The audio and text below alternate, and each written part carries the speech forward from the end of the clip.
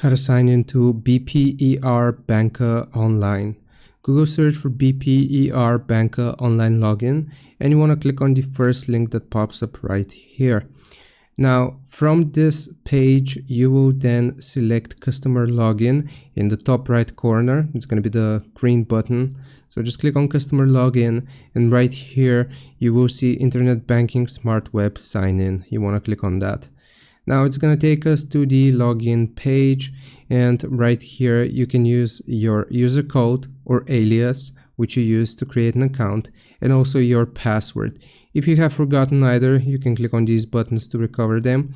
And also you can generate a QR code here which you can scan with your phone as long as you have set up the BPER app and you have signed into your account. If you click on this, it's going to generate a QR code. You will just scan it with your phone and it is going to let you sign into your account automatically.